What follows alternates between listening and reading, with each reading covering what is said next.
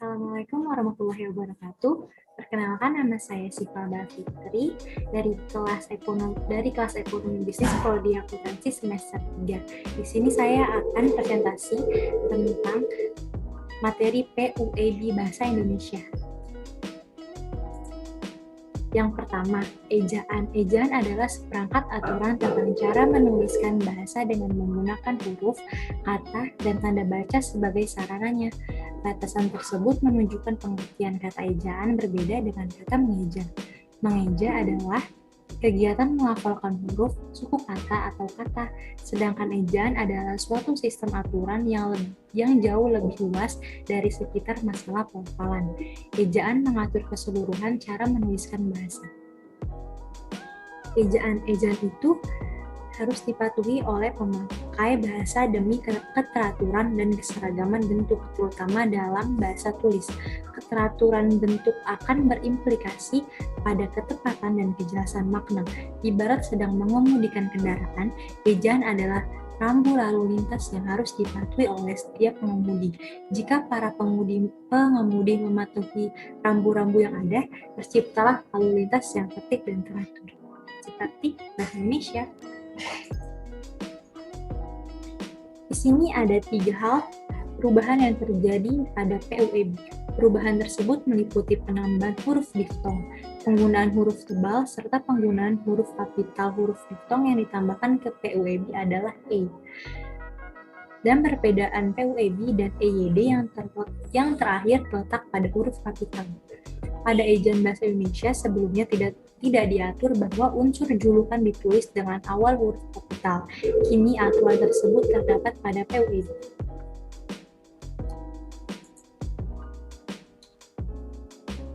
Yang kedua adalah pemakaian huruf kapital.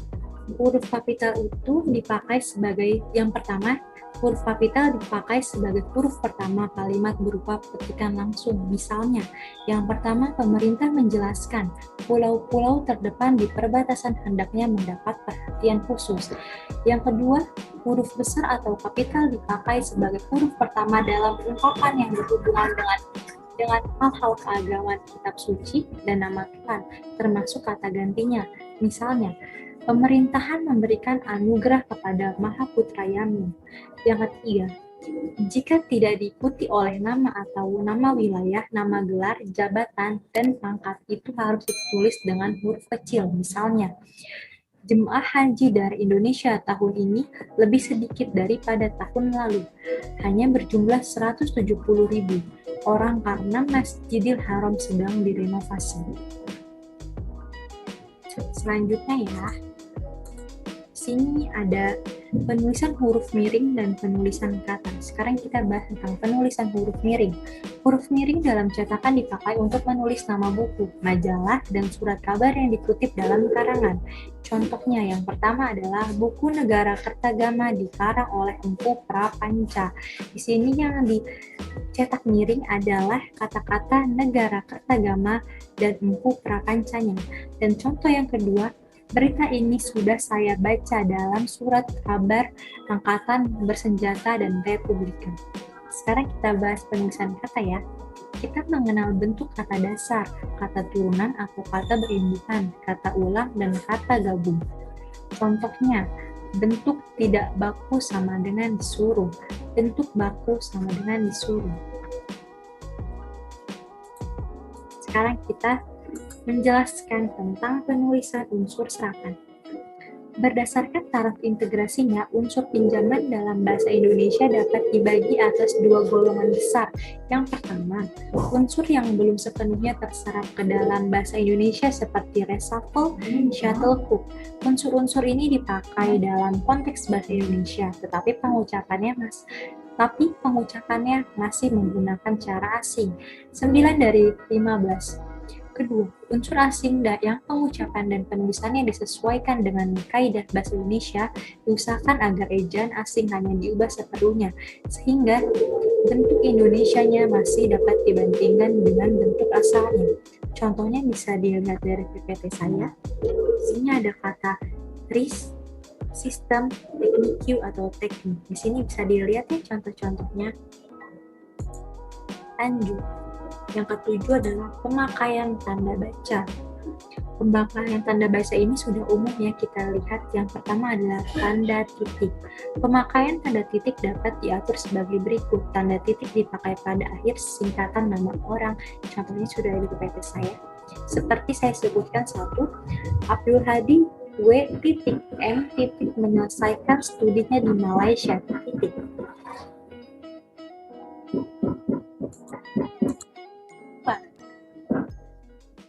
Masih tentang tanda titik ya, ada banyak-banyak contohnya seperti tebal satu buku itu 1.150 halaman, dan masih banyak contohnya lagi di sini bisa dipelajari dan bisa dibaca. Di sini ada tanda koma. Tanda koma ini kaidah yang mengatur kapan tanda koma digunakan dan kapan tanda koma tidak digunakan. Tanda koma harus digunakan di antara unsur-unsur dalam suatu perincian atau pembilangan. Contohnya, saya menerima hadiah dari paman berupa jam tangan, koma, raket, dan sepatu. Dan ada tanda pisah. Tanda pisah membatasi penyisipan kata atau kalimat yang memberi penjelasan, khusus di luar bangun kalimat menegaskan adanya posisi atau keterangan yang lebih sehingga kalimat menjadi lebih jelas. Contohnya, kemerdekaan bangsa itu tanda pisah, saya yakin akan tercapai tanda pisah diperjuangkan oleh bangsa itu sendiri. Itu contohnya sudah saya bacakan dan bisa dibaca lagi. Dan yang terakhir ada tanda petik. Tanda petik dipakai untuk mengapit petikan langsung, judul syair, karangan, istilah yang mempunyai arti khusus atau kurang dikenal.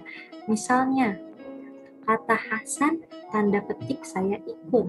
Sajak akui ditulis oleh Khairul Anwar. Dan yang terakhir saya akan menjelaskan tentang garis miring.